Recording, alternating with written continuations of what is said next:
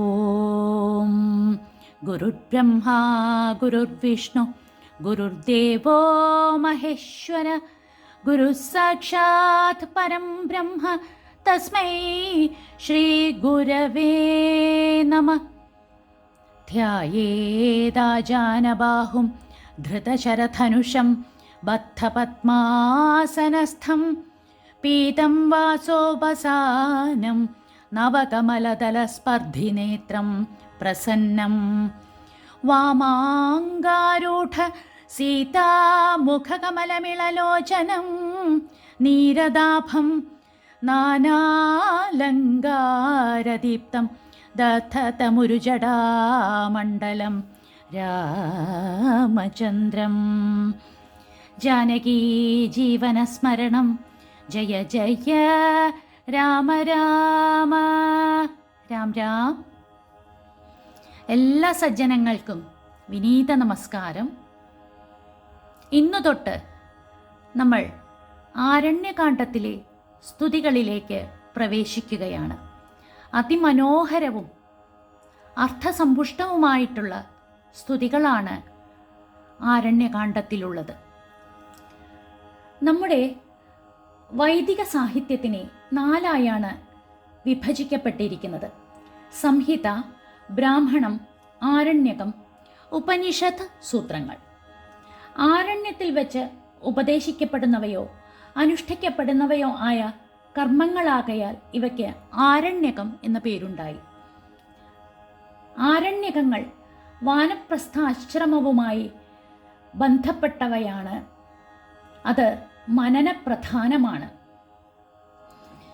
സർവവും ത്യജിച്ച് വാനപ്രസ്ഥത്തിനായി കാടുപോകുമ്പോൾ അനുഷ്ഠിക്കേണ്ട ഉപാസനകൾ ആരണ്യകങ്ങളിലുണ്ട്. കർമ്മത്തിൽ നിന്നും ജ്ഞാനത്തിലേക്കുള്ള വഴിത്തിരിവായിരുന്നു ആരണ്യകങ്ങൾ. ഇവിടെ ശ്രീരാമചന്ദ്രൻ ചിത്രകൂടത്തിൽ താമസിക്കുന്നതുകൊണ്ടുള്ള ക്ലേശനിവർത്തിക്ക് വേണ്ടിയാണ് ദണ്ഡകവനത്തിലേക്ക് പുറപ്പെടുന്നത്.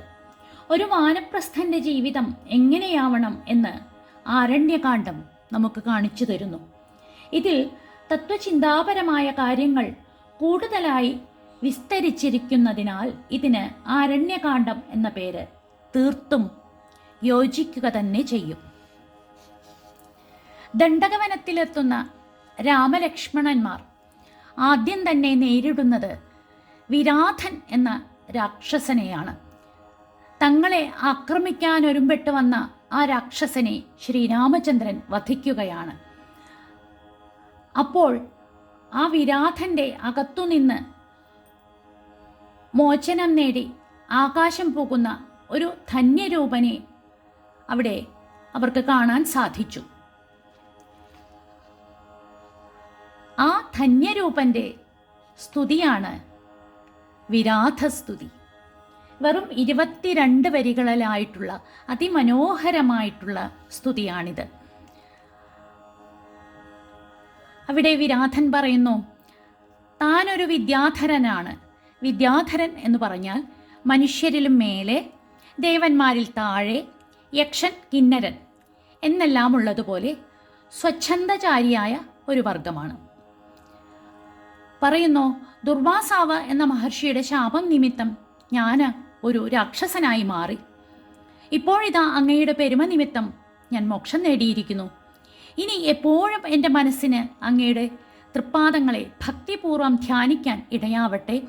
എൻ്റെ വാക്കുകൾ കൊണ്ട് അങ്ങയുടെ നാമം കീർത്തിക്കുക, കൈകൾ കൊണ്ട് അങ്ങയുടെ പാദപൂജ നടത്തുക, കാതുകൾ കൊണ്ട് അങ്ങയുടെ കഥകൾ കേൾക്കുക, കണ്ണുകൾ കൊണ്ട് രാമവിഗ്രഹങ്ങൾ കാണുക, ശിരസ്സുകൊണ്ട് അങ്ങയെ നമസ്കരിക്കുക.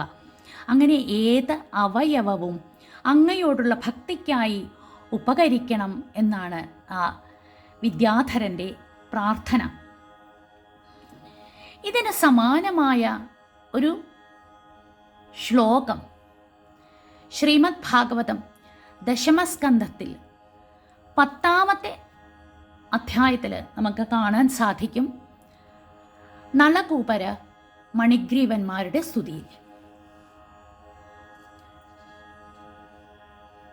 നമുക്കിപ്പോൾ വിരാധസ്തുതിയിലേക്ക് കടക്കാം. വിരാധസ്തുതി.